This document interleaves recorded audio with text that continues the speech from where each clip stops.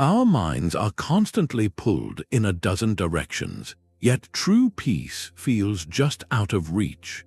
This is the modern struggle, a quiet battle for mental clarity in a world of endless noise. But what if the solution isn't a new app or trend, but a 2,000-year-old practice refined by one of history's most powerful men? Marcus Aurelius, the Roman emperor, ruled an empire in chaos, yet his personal writings reveal a man who cultivated profound inner stillness. He did this not through force of will alone, but through a deliberate, nightly ritual. This is a deep dive into the specific, actionable components of his evening routine.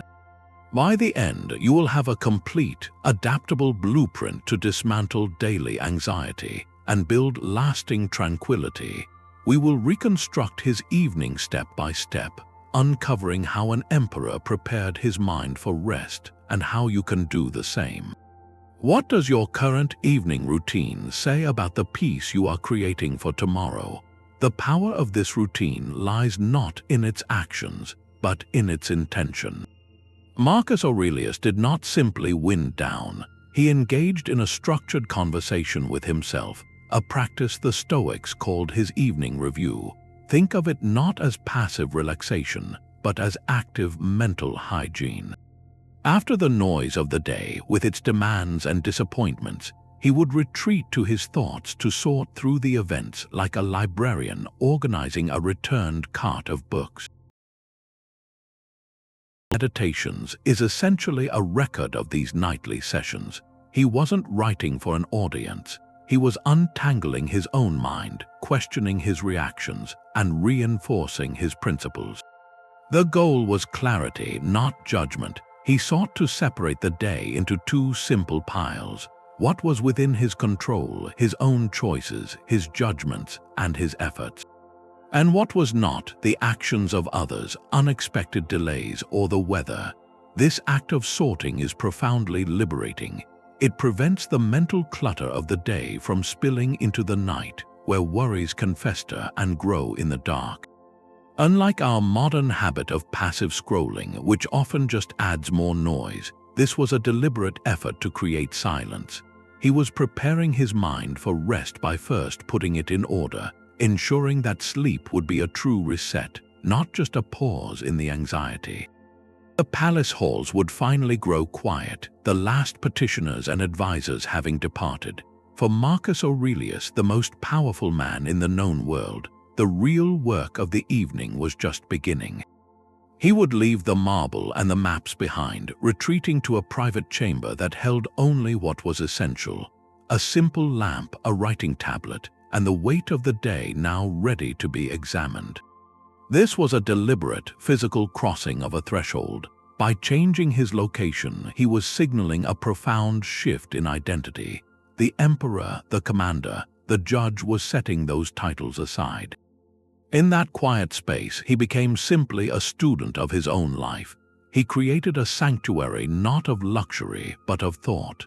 The act of moving to that specific place was the first step in disengaging from the chaos of empire and engaging with the order of his own mind. You can think of it as a ritual of decompression. He wasn't just stopping work, he was formally concluding it so that his mind could be fully present for the review to come. In our world, we rarely make this transition. We carry our work in our pockets, checking emails from the couch, letting the stress of the day bleed into every evening hour. Marcus understood that clarity requires a boundary. Your modern equivalent doesn't need a private chamber. It can be a specific chair, a corner of a room, even a 5-minute walk around the block. The key is the intentionality. You are performing a small ceremony, telling your brain that the performance of the day is over and the integration of its lessons is about to begin. This dedicated space, however modest, becomes a container for your thoughts, a signal that here and only here do you turn inward. What doorway do you cross to leave your own empire behind?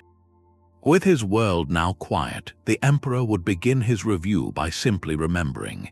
He would sit in the stillness and mentally retrace his steps through the day, from the first moments of waking to the final interactions before his retreat. This was not a search for drama or a highlight reel of successes. It was a calm, deliberate recollection, like walking slowly through the rooms of a familiar house and noting what was out of place. He would recall conversations with advisors, decisions made on petitions, moments of patience, and flashes of irritation. He noted the weather that delayed a messenger, the stubbornness of a provincial governor, the simple meal he ate. Every detail, from the significant to the seemingly mundane, was gathered. The purpose of this first step was purely observational. He was collecting the raw, unedited footage of his day without yet writing the commentary. Think of it as an archaeologist carefully brushing sand from artifacts at a dig site. The goal is not to interpret their meaning immediately, but to first see them clearly, to lay them all out on the table. He resisted the urge to label anything as good or bad. That frustrated meeting was not yet a failure. That moment of kindness was not yet a triumph. They were simply events, facts to be examined. This disciplined neutrality is the foundation of the entire practice. It creates a necessary distance between what happened and our immediate, often emotional, reaction to it. For us, this might look like quietly asking yourself a series of simple questions after you've settled into your own chosen space. What conversations stand out in my memory today? When did I feel most focused or most distracted? What task consumed my energy and what interaction lifted my spirit? You are not judging your answers. You are just taking inventory, gathering the scattered pieces of your day so you can see the whole picture clearly for the first time. With the day's events laid out before him like a collection of scattered stones, Marcus Aurelius began the true work of his review. He would pick up each memory, each interaction, and examine it with a specific question in mind. What was the stone itself, and what was the story he had wrapped around it? The Stoics called this process examining your impressions. An impression is not the event that happened. It is the immediate, often unconscious, judgment your mind slaps onto that event the moment it occurs. It is the layer of meaning you add. For Marcus, separating the bare fact from his added judgment was the key to mental freedom. He might recall a meeting where a senator spoke with clear disrespect. The external event was simply this: a man used certain words in a certain tone. That was the stone. The internal impression, however, was the immediate flare of anger, the feeling of being insulted, the narrative that this man was trying to undermine his authority. That was the story he had wrapped around the stone. His nightly practice was to unwrap it. He would ask himself, is this feeling caused by the event, or is it caused by my belief about what that event means? In his writings, he constantly reminds himself that we are disturbed not by things, but by the views we take of them.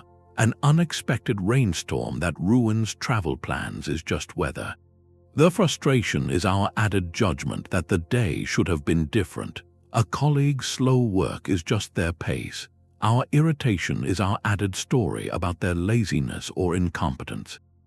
By pulling these two strands apart, he performed a kind of mental surgery. He isolated the pure event, which was often small and manageable, from the swollen, painful reaction it had provoked within him. This is where his practice moved from simple recollection to profound self-knowledge. He wasn't just remembering what he did, he was discovering why he felt the way he did. For us, this means looking at a memory from our own day and asking two simple questions. What exactly happened, just the facts, and then, what story did I immediately tell myself about it?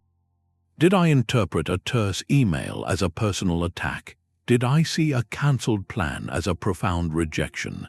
The gap between those two answers is where your peace of mind is either built or broken. By identifying this gap, you begin to see that your emotions are not inevitable truths delivered by the world, but interpretations you have the power to question and, if necessary, revise. This nightly interrogation of his own thoughts led Marcus Aurelius to a powerful and liberating conclusion.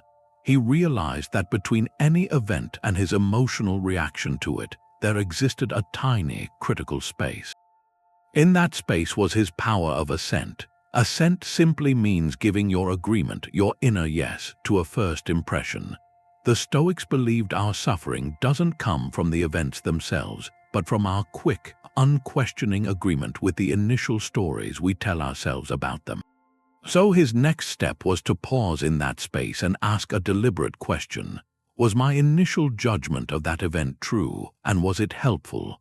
He would take a memory like the senator's perceived disrespect and hold it up to the light of reason. Is it absolutely true that his words were meant to insult me? Could he have been having a difficult day? Could I have misunderstood his tone? Even if he did intend disrespect, is my anger a helpful or virtuous response? By asking these questions, he was not denying reality. He was testing the reality his own mind had hastily constructed. He was searching for cognitive distortions, those automatic thought patterns that twist our perception. He might recognize he was catastrophizing, turning a single criticism into a prophecy of total failure. Or he might see he was personalizing, assuming a neutral event was a direct slight against him. This practice is the disciplined heart of his evening review. It's where he moved from being a passive recipient of his emotions to an active architect of his perspective. For us, this means looking at the story we identified earlier and putting it on trial. Let's say your story was, "My boss gave me that extra work because she doesn't think I'm capable."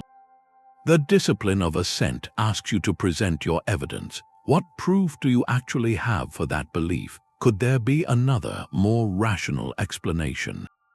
Perhaps she gave you the work because she trusts you with important tasks.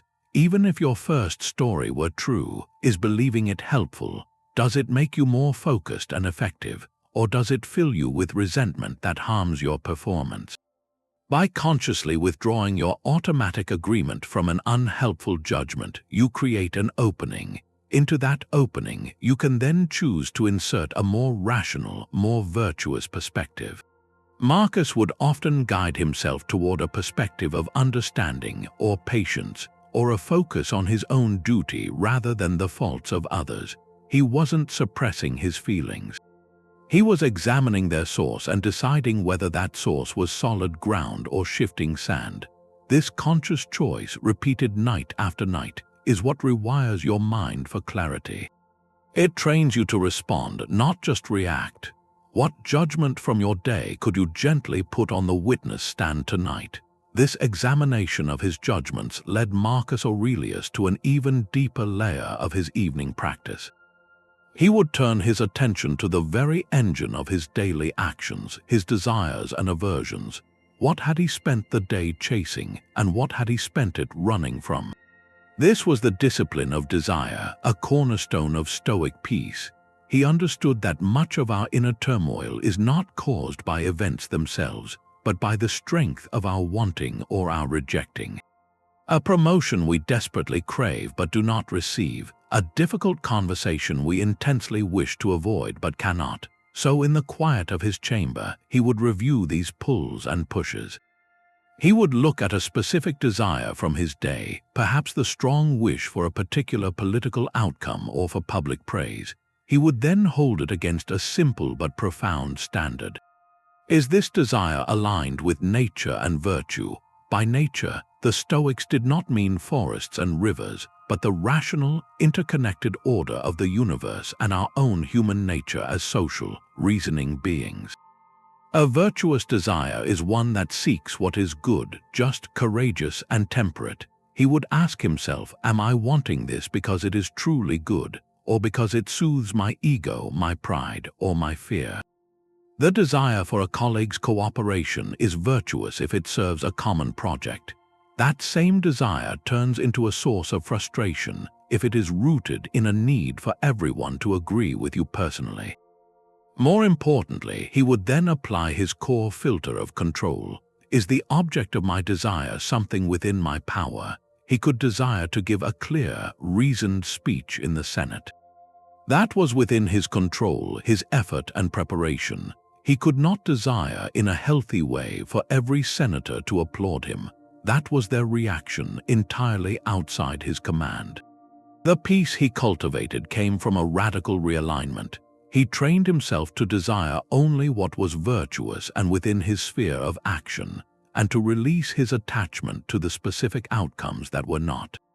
This is not passive resignation. It is active focus. It means pouring all your energy into running the best race you can, while mentally letting go of the need to finish first, because that depends on the other runners, the weather, 1,000 factors you cannot dictate.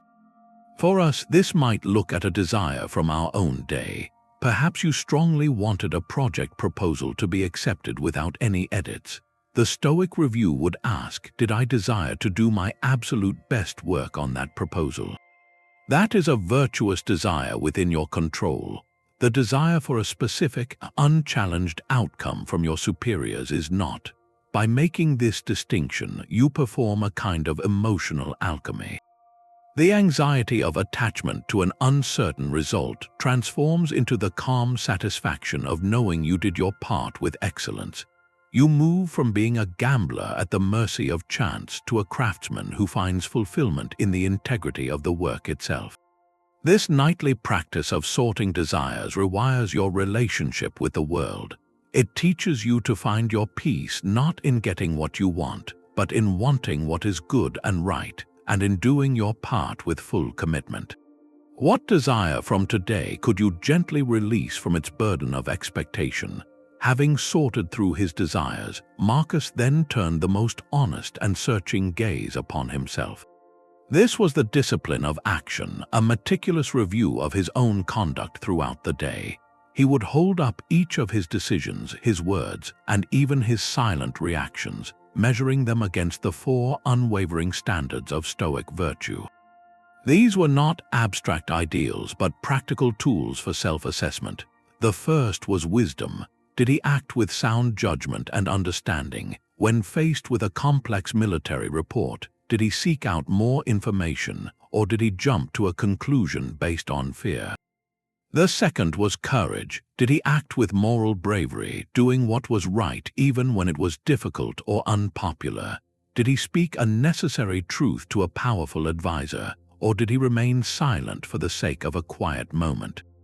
The third was justice. Did he act with fairness and for the common good? In settling a dispute, was his ruling impartial, or was it swayed by a personal liking for one party over another? The final virtue was temperance. Did he exercise self-control and moderation? In his responses to provocation, did he meet anger with patience, or did he allow his own irritation to escalate the conflict? This nightly audit was brutally objective. He was not looking for excuses or justifications. He was a judge in the quiet court of his own conscience, and the verdict was based solely on the evidence of his actions measured against these timeless principles. But the review went even deeper than the action itself. He would probe his underlying intentions. Why did I really say that? Was my offer of help genuinely for the benefit of the other person, or was it a subtle performance to make myself look generous? Did I push that policy because it was truly best for Rome, or because it would burnish my own legacy? This is where true self-accountability is forged. It's easy to perform a good action. It is much harder to ensure that action springs from a purely good intention, free from the taint of pride, fear, or a desire for recognition. For Marcus, a virtuous action performed for a selfish reason was a hollow victory. This part of the review required immense humility. He had to be willing to find those moments where his virtue was only skin deep, where a flicker of vanity or resentment had tarnished an otherwise noble deed. For us, this practice transforms our evening reflection from a simple recap into a character-building exercise. Think of a specific interaction from your day. Perhaps you helped a coworker with a problem. The action was helpful, which aligns with justice, but now examine the intention. Did you help them freely and gladly, or was there a part of you that felt put upon and expected gratitude? Maybe you held your tongue during an argument which aligns with temperance, but was your silence truly a disciplined choice for peace, or was it rooted in a fear of confrontation? There are no wrong answers here, only illuminating truths. This is not about self-condemnation. It is about self-knowledge. By consistently asking these twin questions, what did I do and why did I really do it, you begin to align your external behavior with your internal values. You start to close the gap between the person you aspire to be and the person your actions reveal you to be. Each night, you gently sand away the inconsistencies, polishing your character through honest reflection. What single action from today would you most want to hold up to the light of your own virtues? This rigorous self-examination was always balanced by a final, essential practice. Before closing his journal for the night, Marcus Aurelius would deliberately shift his focus from what he lacked or had mishandled to what he had been given. He practiced gratitude, but not in a vague, sentimental way. His gratitude was specific, disciplined, and often rooted in the ordinary. He would call to mind the simple functioning of his body, the bread that nourished him, the loyalty of a friend, or even the availability of clean water. In his writings, he thanks the gods for things as humble as having good teachers in his youth, for the health of his children, and for the very capacity to understand philosophy. This was not a checklist of blessings. It was a conscious realignment of his attention. After dissecting his errors and shortcomings, he trained his mind to rest on a foundation of sufficiency. He recognized that the fabric of a good life is woven from these countless, small, often overlooked threads. For us, this means looking back at the same day we just reviewed and asking a different question. Amidst the frustrations and efforts, what quietly supported me? The reliable function of your computer, the stranger who held a door, the warmth of your morning drink, the simple fact that you had a bed to return to. Acknowledging these things counteracts the brain's natural negativity bias, which magnifies problems and minimizes the background stability that makes life possible. This practice of gratitude is the gentle salve applied after the honest surgery of self-review. It prevents the evening reflection from becoming a source of discouragement, instead framing your life within a context of provision and connection. It is the final, calming note that allows the mind to settle. From this grounded place of gratitude, Marcus would then perform his most profound mental exercise. He would close his eyes and practice what the Stoics called the view from above. In his mind, he would zoom out, far out from the confines of his private chamber. He would see the palace as a small structure, then Rome as a flicker of light on the Italian peninsula, then the entire earth as a mere blue-green sphere hanging in the black vastness of space. He would see his own life, his pressing concerns, his triumphs and worries as a tiny, brief spark in the immense arc of cosmic time. He imagined the countless generations that had come before him and the countless more that would follow, all living their own complex lives with their own urgent dramas. This was not an exercise in nihilism, making his life seem meaningless. It was the opposite. It was an exercise in perspective, designed to drain the poison of self-importance from his daily struggles. That heated argument in the Senate, from 100 miles up, it was a silent movement of tiny figures, his personal anxiety about a military campaign. Viewed across the span of centuries, it was one event in an endless sequence. This mental zoom lens had a singular purpose: to shrink his ego and expand his peace. It reminded him that he was a part of nature, a small but integral piece of a vast, rational, and beautiful whole. His individual will was not the center of the universe, it was a thread in a grand tapestry. This realization is incredibly liberating. It transforms overwhelming personal pressure into a sense of humble participation. For us, this might mean taking a lingering worry from the day and mentally placing it against the backdrop of the ocean at night, under a sky full of stars. or considering how this current challenge will look to you in 5 years. The goal is to create cognitive distance, to see your life not from the cramped, first-person view of your anxieties, but from the wide, third-person view of a conscious observer within a majestic cosmos. When you do this, a subtle shift occurs. The tight knot of self-concern begins to loosen.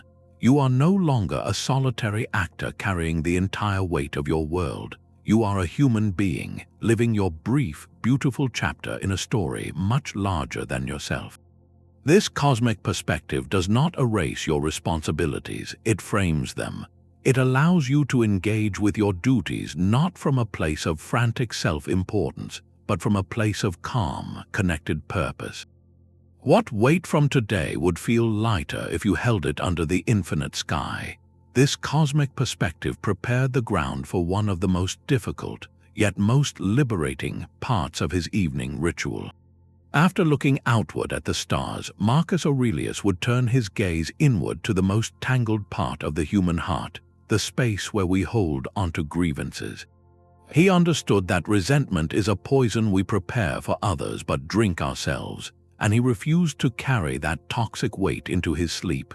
His practice of forgiveness was not an emotional outburst of feeling, but a structured, intellectual process of release.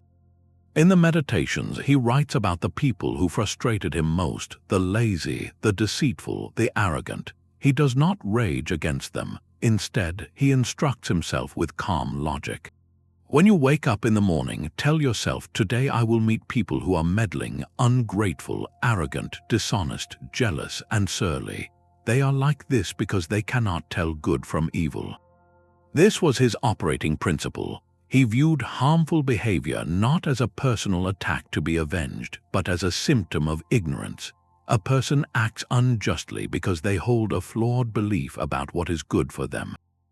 They chase money, fame, or pleasure, mistakenly thinking it will bring them happiness, and in their confused pursuit, they bump into others and cause harm. To be angry with them, Marcus reasoned, is as pointless as being angry with a fig tree for producing figs. It is simply their nature flowing from their muddled understanding.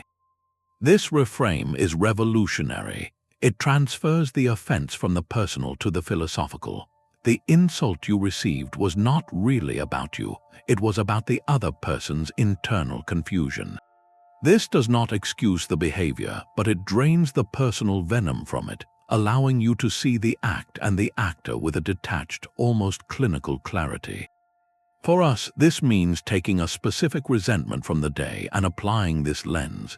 That colleague who took credit for your idea is acting from a place of insecurity and a mistaken belief that external validation is the source of worth. The rude stranger is likely projecting their own inner turmoil onto the world. Seeing this does not mean you condone the action. It means you choose not to be emotionally enslaved by it. You recognize the behavior as a kind of spiritual illness, and you decide not to catch it by infecting yourself with reciprocal bitterness. This is how Marcus cleared the emotional baggage. He would consciously say to himself, this person cannot harm my character unless I allow them to. Their action is theirs, my judgment and my peace are mine. Then, with equal importance, he would turn this practice of forgiveness upon himself. He would review his own mistakes, the moments where he fell short of his virtues, and he would meet them not with brutal self-flagellation, but with the clear-eyed compassion of a physician diagnosing an illness. He might note, today I spoke too harshly. That was a failure of temperance. The cause was my own ignorance, my belief in that moment that sharpness was more effective than patience. I see the error, I understand its root, and now I release it. I will learn and do better tomorrow. This self-forgiveness is not a free pass. It is an essential step in growth. Holding onto self-resentment is like trying to drive a chariot with the brakes permanently engaged. It paralyzes progress. By forgiving himself, he closed the ledger on the day's failures, paid the intellectual debt by understanding the lesson, and freed his energy to begin anew. This dual practice of releasing others and then releasing himself created a clean emotional slate. It ensured that when he finally lay down to rest, his mind was not a battlefield littered with yesterday's conflicts, but a quiet field ready for renewal. What single resentment from today, held against another or against yourself, could you lay down before you sleep? With a mind cleared of resentment and aligned with the cosmos, Marcus would then turn his thoughts toward the quietest and most profound truth of all. As part of his nightly preparation, he practiced a Stoic exercise known as Memento Mori, a Latin phrase that simply means, remember you must die. This was not a morbid fixation or a source of dread. For Marcus, it was the ultimate tool for mental clarity and peace. In the stillness of his chamber, he would consciously reflect on the impermanence of his own life, the lives of everyone he knew, and even the great empire he ruled. He would remind himself that all of this, every worry and every triumph, was temporary. He wrote in his journal that you could lose only the present moment, for that is all you ever have. This reflection served a very specific, practical purpose in his evening routine. By holding the finitude of life in his mind, he drained the petty anxieties of the day of their false importance. That lingering embarrassment from a minor social slip, that simmering irritation over a delayed shipment of grain viewed against the backdrop of a life that will one day end, these concerns lost their power to dominate his thoughts. The practice created a powerful sense of urgency, but not a frantic one. It was the urgency of focus. Knowing that his time was limited forced him to ask a vital question each night. Am I spending my most precious resource, my attention and my energy, on things that truly matter? It sharpened his priorities with a clarity that nothing else could provide. If this day were his last, would he be satisfied with how he lived it? This question was not meant to scare him into a frenzy of activity, but to calm him into a state of purposeful appreciation. It helped him distinguish between the essential and the trivial. The essential was virtue, connection, and duty. The trivial was almost everything else that clamored for his attention. For us, this practice can be a gentle, nightly recalibration. After reviewing your day, you might simply pause and acknowledge the simple fact that your time, and the time of everyone you love, is not infinite. This is not about fear, it is about love for the life you are currently living. It asks you to look at the frustrations that followed you home and see them for what they often are, temporary disturbances in a fleeting experience. That stressful work project will be completed or forgotten. The misunderstanding with a friend will be resolved or it will fade. The practice of Memento Mori invites you to hold your life lightly, like a precious, fragile vessel, and to ask what you truly wish to fill it with before it is returned. It transforms anxiety about an uncertain future into a deep appreciation for the certain present. By remembering that all things must pass, including your troubles, you can release your grip on them. You can choose to fall asleep not haunted by what might go wrong tomorrow, but grounded in the truth that today you had the extraordinary gift of being alive, and you did your best with the moments you were given. What small worry from today would simply dissolve if you remembered it is only a visitor in your brief, beautiful story? All of this profound inner work, this nightly sorting of impressions and desires, was not left to drift in the emperor's memory. It was captured and solidified with the simple, enduring tool of a pen on paper.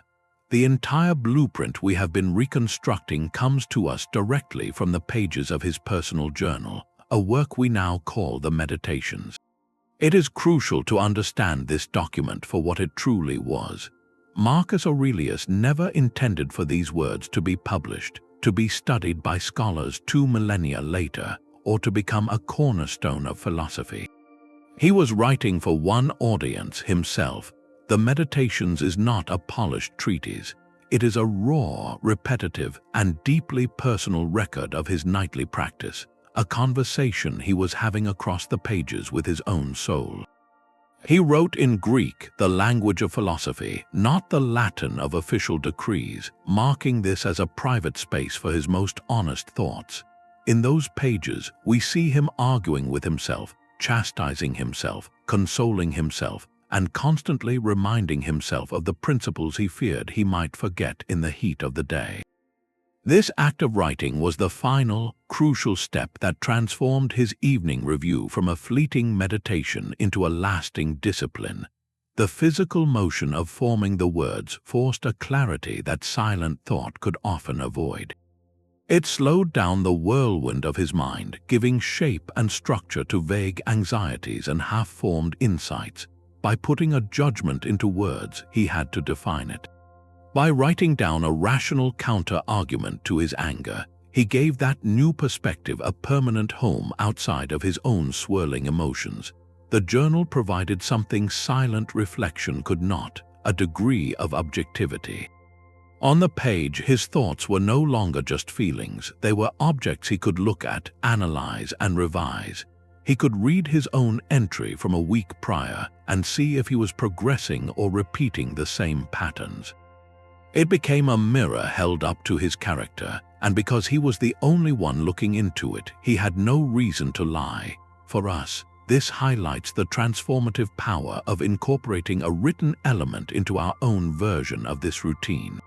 The modern practice of journaling is the direct descendant of Marcus's nightly pages. You don't need eloquence or perfect prose, you only need honesty.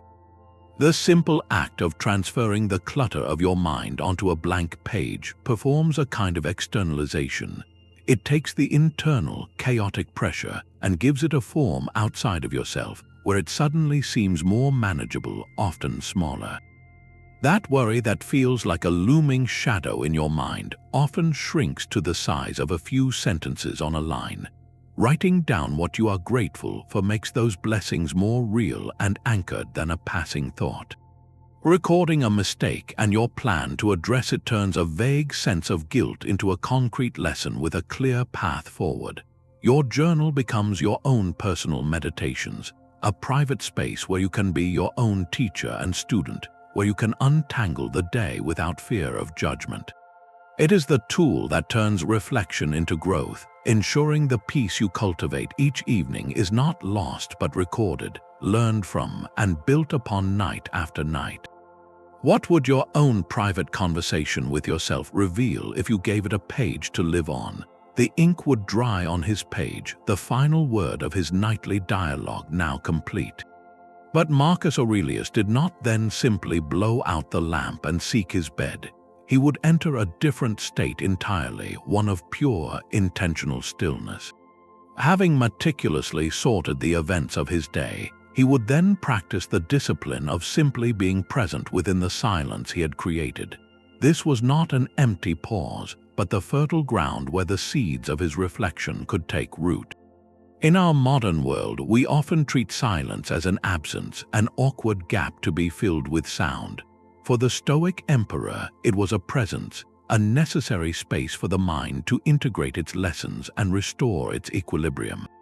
After the active work of journaling, he would likely sit or stand quietly, allowing the insights he had written to settle into his being, not as forced commands but as gentle realizations. This quiet contemplation was the final, crucial step where intellectual understanding softened into lived wisdom.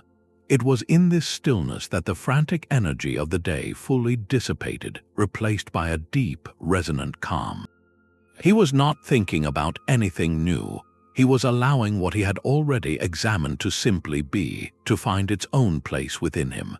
This practice of deliberate non-doing is perhaps the most radical component of his routine for our contemporary lives, where every moment is a potential slot for consumption or productivity. We have forgotten how to be idle in a restorative way. We transition from work to entertainment, from social interaction to digital scrolling, never allowing our nervous systems the blank space they require to process and recharge. Marcus understood that clarity cannot be grasped through more effort. It must be received in the quiet spaces between efforts.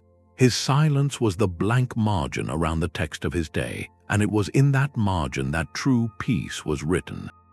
What does your own mind hear when you finally stop filling the air with noise? Neuroscience now offers a fascinating echo to this ancient practice. Studies suggest that periods of silence trigger the brain's default mode network, a state associated with introspection, memory consolidation, and creative problem solving. This is when the mind connects disparate ideas, processes emotional experiences, and solidifies learning. In contrast, constant auditory stimulation, whether music, podcasts, or the relentless ping of notifications, keeps the brain in a state of reactive alertness. It is like trying to see the bottom of a pond while you are constantly stirring up the water. The sediment of your thoughts never settles, and the clarity you seek remains obscured. Marcus Aurelius, without fMRI machines, intuited this biological truth. His period of quiet contemplation after his review was the equivalent of letting the pond become still. The anxieties he had dissected, the virtues he had reaffirmed, the cosmic perspective he had adopted, all of these needed time to sink from the busy surface of his conscious mind into the deeper waters of his subconscious, where they could reshape his automatic responses. This silence was not passive, it was an active cultivation of inner space. It was the mental environment where the peace he journaled about could transition from a concept he understood to a state he inhabited. For us, this means deliberately protecting a fragment of time after any reflective practice. It might be 5 minutes of sitting quietly by a window, a slow walk without headphones, or simply resting with your eyes closed. The key is to resist the urge to immediately consume another piece of content or tackle the next task. You are practicing the art of mental digestion. You are allowing the insights from your own review, however brief, to move from your head into your heart and your nervous system. In that quiet, you are not waiting for anything to happen. You are allowing the most important thing to happen, the integration of your experiences into a coherent, calm sense of self. This is where the frantic search for peace ends and the simple experience of it begins. This final, quiet stillness served a precise purpose. It was the prelude to a symbolic act, a ritual of release where the emperor would consciously put the entire day to rest. Having examined it, learned from it, and written it down, he now performed a mental ceremony of closure. He would take the collected events, the reviewed judgments, the acknowledged mistakes and gratitudes, and he would mentally place them in a completed ledger. He was not forgetting the day, he was formally concluding it. This act created a clean psychological boundary, a definitive line drawn in the sand of his consciousness. Today, with all its struggles and joys, was now officially over. Its accounts were settled, its lessons were extracted, its emotional weight was acknowledged and then deliberately set down. This is the profound difference between ending your day and putting it to rest. One simply stops the clock, the other performs a ceremony. For Marcus, this ritual prevented the examined thoughts from circling back into anxious rumination once he lay in the dark. The work was done, the court was adjourned. The mind was now free to enter a state of true repose, not because it was empty, but because it was orderly. His worries were not suppressed, they were processed and filed away in their proper place. Think of it like tidying a workshop at the end of a long project. You don't just walk out and leave the tools scattered, the sketches unfurled, the materials in disarray. You clean the brushes, you shelve the books, you close the plans. You look at the orderly space and you know, viscerally, that the work of today is complete. The workshop is ready for tomorrow's fresh project, but only because you honored today's effort by giving it a proper end. This symbolic closure is what so many of us lack. We carry the unfinished mental clutter of the day straight into our beds. Our unresolved argument replays on a loop. A work problem simmers unsolved. A list of tomorrow's tasks buzzes like an open tab in our brain. We haven't created the boundary, so yesterday's concerns bleed into today's potential, creating a fog of lingering stress. Marcus Aurelius built that boundary through ritual. His version might have been a final, slow breath as he visualized placing a scroll into a chest, or a silent acknowledgement that the sun had set on those particular hours. Your version can be equally simple yet equally powerful. It could be the physical act of closing your journal with intention. It could be speaking a single phrase to yourself, like, "I have learned what I needed from today." It could be a moment where you look out a window at the night sky and consciously release the day's narrative to the past. The specific action matters less than the meaning you assign to it.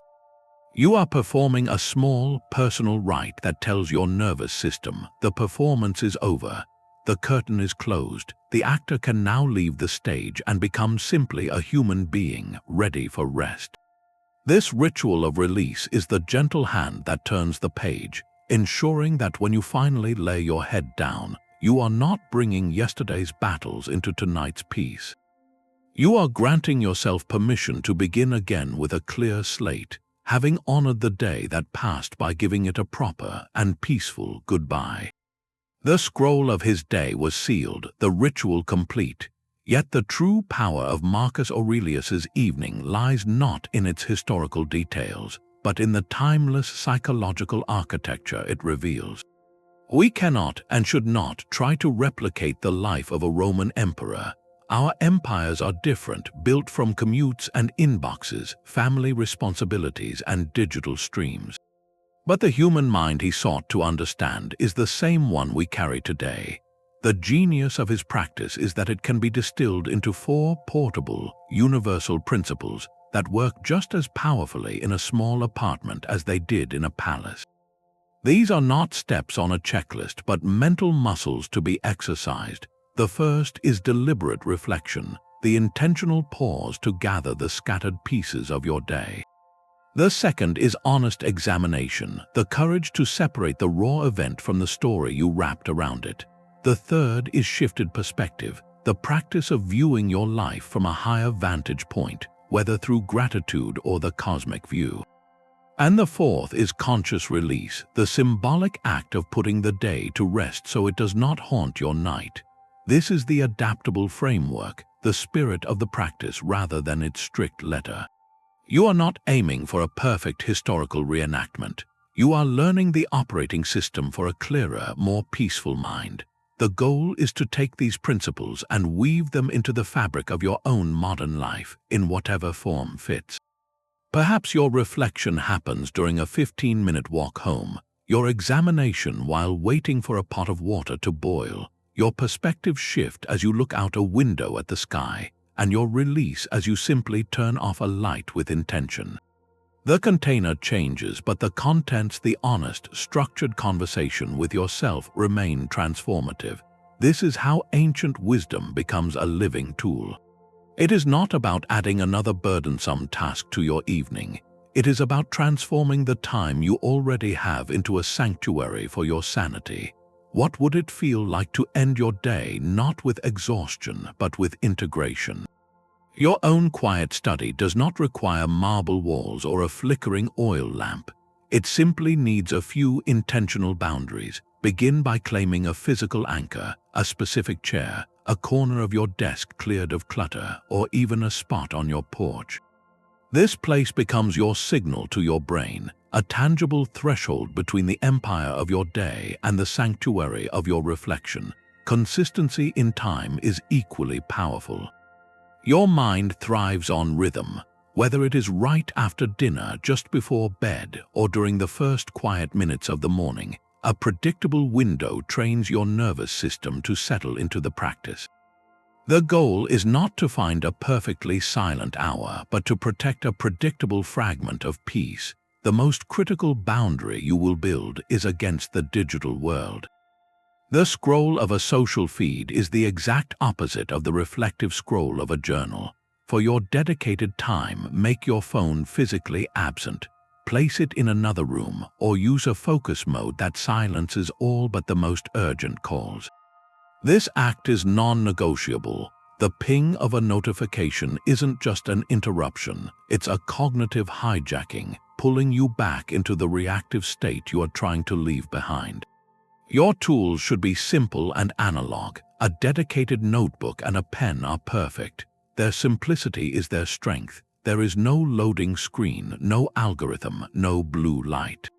The physical act of writing slows your thoughts to a manageable pace. forcing clarity that typing often bypasses.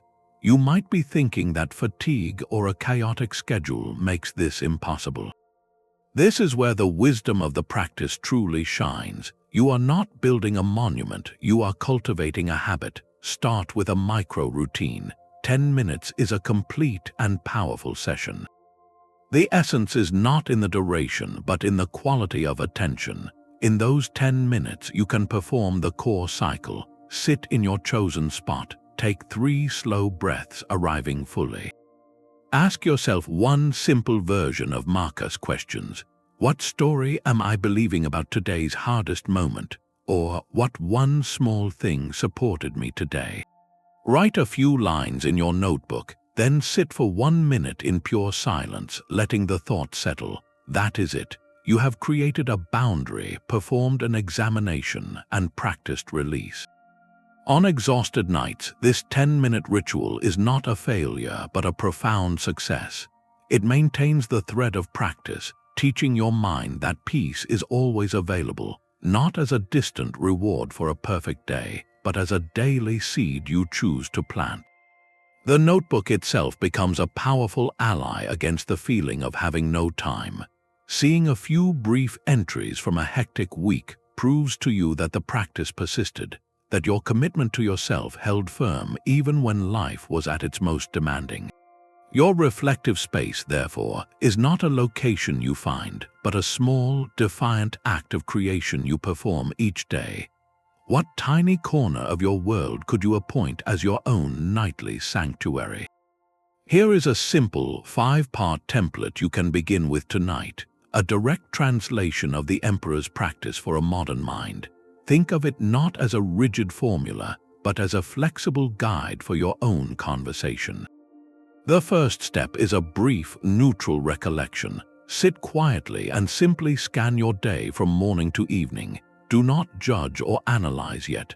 Just gather the memories as they come, like picking up scattered leaves from a path. Note the meeting that ran long, the kind word from a friend, the frustration in traffic, the taste of your lunch. This takes only a minute or two. You are not writing a novel, you are taking an inventory. The goal is to see the day's landscape clearly before you start exploring it. Second, perform a judgment check. Pick 1 or 2 events that still carry an emotional charge.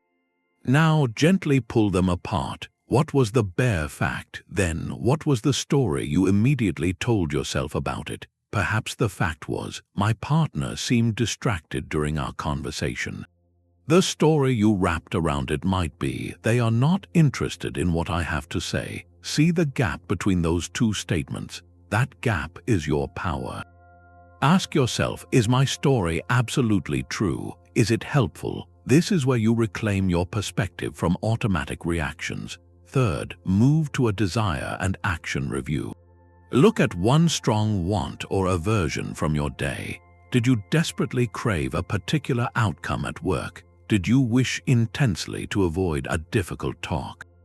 Examine that desire against 2 questions. Was it focused on something within your control, like your own effort, or was it attached to an external result you cannot command? Then review one of your own actions. Did you act with patience, fairness, courage, or moderation? Be honest but not harsh. The aim is self-knowledge, not self-condemnation. Fourth, consciously shift to gratitude. After examining challenges, rebalance your attention. Identify 3 specific, often ordinary things that supported you today. The warmth of the sun through a window, the reliable function of your car, a moment of shared laughter, the simple comfort of a chair. Name them either in your mind or write them down. This practice grounds you in sufficiency and counters the mind's tendency to magnify what went wrong. Finally, perform the ritual of release. This is your symbolic act of closure. You might close your journal and place your pen on top. You might take 1 deep breath and mentally say, I have learned from today, now I let it rest. You are drawing a line, telling your nervous system that the accounting is complete. The work of the day is over, and you are officially granting yourself permission to be at peace. This template is your starting point. Some nights you may spend more time on gratitude, other nights on a judgment check. The structure is not a cage, but a trellis for your thoughts to grow upon. What single step from this guide feels most necessary for your own peace tonight? The greatest obstacle to any new practice is not a lack of knowledge, but the predictable ways our own minds will resist it. You now have the blueprint, but the path is rarely smooth. The first and most common pitfall is overcomplication. You might feel the need to purchase a special leather journal, find the perfect pen, or carve out a full, silent hour you simply do not have. This pursuit of the ideal setup becomes a clever form of procrastination. Marcus Aurelius did not have a perfect life. He had a plague-ridden empire at war. His practice succeeded because it was adaptable to chaos, not dependent on perfect conditions. The Stoic solution is to focus relentlessly on the process, not the props. Your first evening review could be 3 sentences scribbled on a scrap of paper during a 5-minute bus ride home. The virtue lies in the act of reflection itself, not in the aesthetics of its container. Remember, the goal is mental clarity, not a performative ritual. Start small, start messy, but start. The second trap is when honest self-examination curdles into harsh self-criticism. The purpose of the review is to see clearly, not to punish yourself for every perceived flaw. If your inner dialogue after journaling leaves you feeling defeated rather than resolved, you have missed the point. Marcus constantly reminded himself of human fallibility. He wrote that you should not be angry with yourself when you fail, but to gently return to your principles, as a doctor returns to a patient who has had a relapse. The solution here is to infuse your practice with self-compassion. When you note a mistake, frame it as a teacher would. I acted impatiently. What might have triggered that? What virtue could I call upon next time? This shifts the focus from what is wrong with you to what can be learned from the experience. Your journal is a clinic, not a courtroom. The third predictable challenge is abandoning the routine the moment life gets busy. It feels counterintuitive to spend time reflecting when your to-do list is overflowing. Yet this is precisely when the practice is most vital. Stress and overwhelm are signals that your mind is cluttered, not that you have no time to declutter.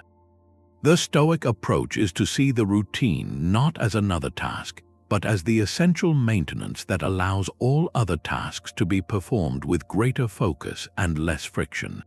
On your most chaotic days, scale down to the absolute minimum. 1 deep breath, 1 sentence of gratitude, 1 moment to acknowledge you are doing your best.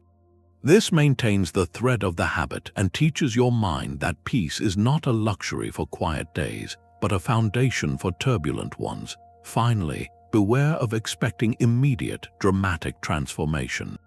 You are rewiring a lifetime of mental habits. Progress is measured in subtle shifts, not overnight enlightenment. You might find yourself less reactive in a traffic jam or quicker to release a minor irritation.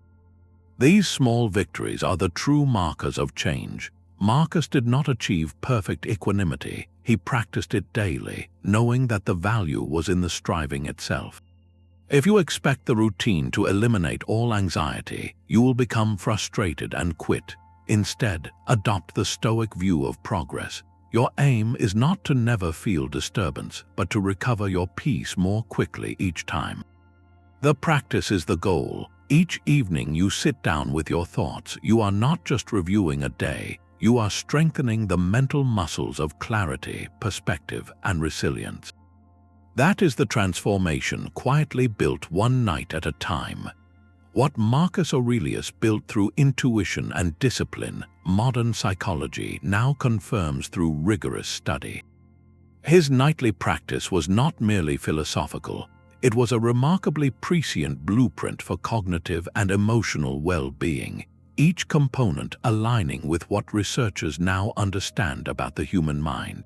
Take the core act of journaling, which formed the backbone of his review.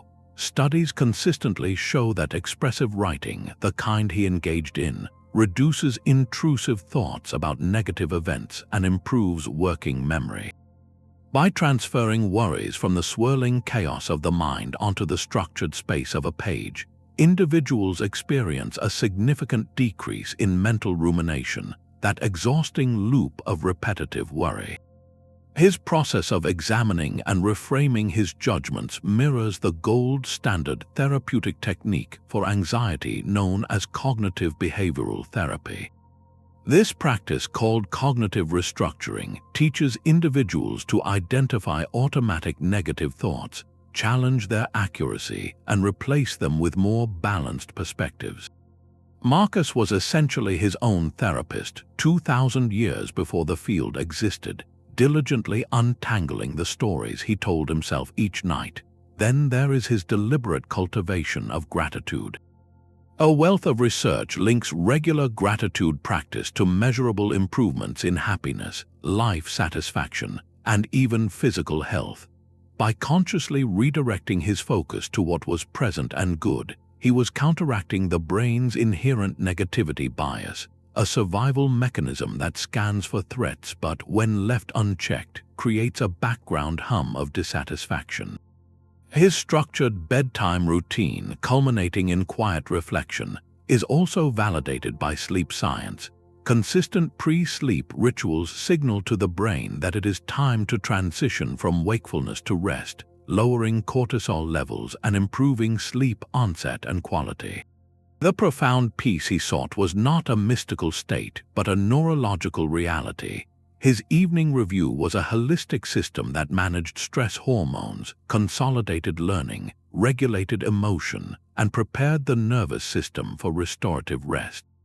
This convergence of ancient wisdom and contemporary science offers a powerful reassurance.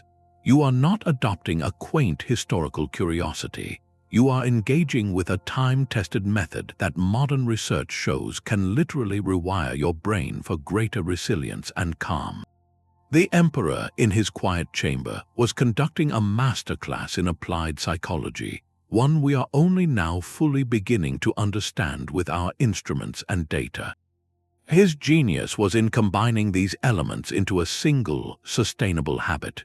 Where a modern approach might offer journaling as one tool, gratitude as another, and cognitive techniques as a third, Marcus wove them into a seamless tapestry of evening reflection.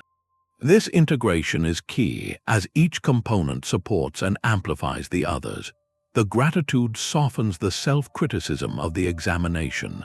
The cosmic perspective provides the calm needed for honest reflection, and the ritual of release allows the insights to take root during sleep. It is a system greater than the sum of its parts, a nightly renovation of the mind that science confirms builds a stronger, more peaceful foundation for living. The quiet work of each evening builds something far greater than a single night's rest. While the immediate gift is a clear mind and a peaceful transition to sleep, the true power of this practice reveals itself over months and years in the silent forging of character. Marcus Aurelius was not merely managing his daily stress, he was engaged in the lifelong project of becoming a better human being. Each nightly review was a deliberate stroke on the canvas of his soul, a small but consistent act of self-sculpting. The immediate feelings of calm are wonderful, but they are the surface ripples. The deep current beneath is the steady transformation of who you are when no one is watching, when the world is not making demands, in the quiet choices of your own conscience. This is the compound interest of moral discipline. A single evening of examining a moment of impatience might lead to a slightly more patient response tomorrow. A week of such reflections strengthens that neural pathway. A year of them begins to rewire your default setting. The virtues you consciously reaffirm in your journal, wisdom, courage, justice, temperance, are not abstract ideals you admire from a distance. Through this nightly rehearsal, they become ingrained habits of mind, the automatic script your character follows when faced with challenge. You are not just reviewing your day, you are rehearsing for your future self. The person who consistently questions their angry impressions becomes, by undeniable accretion, a less reactive person. The one who nightly acknowledges what is outside their control develops a profound and unshakable resilience, an inner flexibility that bends without breaking under life's inevitable pressures. This is how the Stoic ideal is built, not in a dramatic, single moment of enlightenment, but in the humble, daily return to principle. It is the practice of aligning your smallest actions with your highest values, and in that alignment, your character finds its true north. The goal was never just to feel better, it was to be better, to become a person whose inner consistency creates a life of outer integrity, whose rational understanding fosters compassion for the flawed humanity in others and in oneself. The peace you feel at the end of each session is the welcome symptom. The person you are slowly, surely becoming is the magnificent cure. That final quiet moment of release, however, is now perpetually threatened by a single object. The modern mind's greatest barrier to reflection is not a lack of time, but a small, glowing rectangle that lives in our pockets. Marcus Aurelius retreated from the marble halls of his empire, but we must learn to retreat from the infinitely more demanding digital empire that lives in our hands. His sanctuary was a space of quiet thought, yet we often attempt our reflection while bathed in the flickering light of a screen, an environment fundamentally designed to shatter the very focus we seek to build. To truly adopt his practice, we must perform a deliberate act of reclamation, explicitly linking the evening review with a pre-sleep digital curfew. This is not about demonizing technology, but about understanding its psychological role. Your phone is not a neutral tool during this time, it is the active antithesis of the reflective space. Its purpose is to capture and fragment your attention, to pull you outward into a stream of other people's curated moments, urgent notifications, and endless content. The Stoic review, in stark contrast, asks you to turn your attention steadily inward, to integrate your own authentic experience and to cultivate silence. These two activities are not just different, they are mutually exclusive. One scatters your mental energy, the other gathers it. Therefore, the first practical step in building your modern routine is to create a clear boundary. Decide on a specific time each evening when your devices enter a formal state of rest. This is your digital sunset. For many, 1 hour before the intended start of your reflection is a powerful target. The action is simple, but the meaning is profound. You are not just putting down a phone, you are declaring that the external, reactive part of your day is now over. The constant pull of the global network is being politely disconnected so that you can reconnect with your own inner network of thoughts and feelings. To make this stick, you need a positive replacement, a compelling reason to leave the screen aside. This is where the evening review itself becomes the perfect solution. It is the meaningful activity that fills the void left by scrolling. Instead of facing an empty, awkward silence that makes your hand itch for the phone, you have a structured, rewarding practice waiting for you. Frame it as a trade, not a deprivation. You are exchanging 30 minutes of fragmented, comparative digital consumption for 30 minutes of integrated, peaceful self-understanding.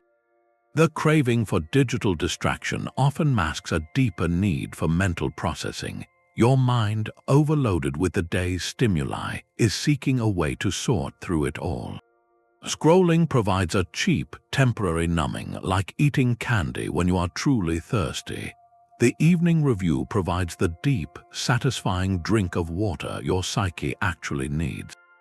On a practical level, make the transition physical and obvious. Charge your phone in a different room, not on your nightstand. If you use your device for a calming sound, invest in a simple, standalone alarm clock. The out-of-sight, out-of-mind principle is neurologically real, reducing the temptation and the subtle anxiety of its presence. During your review, if a thought about something you need to do tomorrow arises, jot it on a notepad next to your journal, a classic analog capture system that prevents the "I just need to check one thing" spiral that derails the entire practice. This digital curfew is the protective fence around your new mental garden. It keeps out the weeds of notifications and the storms of online conflict, allowing the seeds of your reflection to take root in undisturbed soil. By marrying the curfew to the routine, you create a powerful new habit loop. The act of putting the phone away becomes the trigger that tells your brain, "It is now time for my peace." Over time, you may find the anticipation of this quiet, focused time becomes more attractive than the lure of one more video or scroll. You are not missing out on the world online. You are rediscovering the infinitely richer world within. What silent signal could you give yourself tonight to begin this essential separation? Marcus Aurelius did not invent a philosophy of escape, but a technology for the mind. In the relentless pressure of ruling an empire, he engineered a personal system to process stress, cultivate wisdom, and return each night to a state of unshakable clarity. This was his true legacy, far beyond the borders he defended. The Evening Review was his operating manual for being human under immense strain, a series of deliberate steps to transform daily chaos into lasting peace. The core insight is disarmingly simple, yet life-changing. Mental tranquility is not a random gift bestowed on the lucky few. It is the direct result of a disciplined practice, a skill built through the consistent, nightly work of sorting your experiences, questioning your reactions, and realigning your perspective. It is the peace of understanding, not the peace of ignorance. You now hold the complete blueprint for this practice, refined by an emperor and validated by modern science. Its power lies not in its historical origin, but in its timeless utility. You do not need a palace or a parchment to begin. You only need a few quiet minutes and the willingness to look at your own day with gentle honesty. The entire system is built for adaptation. Your journal can be a notes app or a scrap of paper. Your sanctuary can be a parked car or a kitchen chair after the house grows still. The ritual of release can be a deep breath or the simple act of closing a book. The form is flexible, but the function is sacred. It is the dedicated space where you transition from being acted upon by the world to becoming the author of your own inner state. Tonight you can start. Do not wait for a quieter week or a less stressful time. Those conditions may never arrive. The most powerful moment to plant the seed of this practice is precisely when you feel you have the least time for it. Begin with just 5 minutes. Sit in a quiet corner, take 3 slow breaths, and ask yourself one honest question from the guide. What story am I still carrying from today?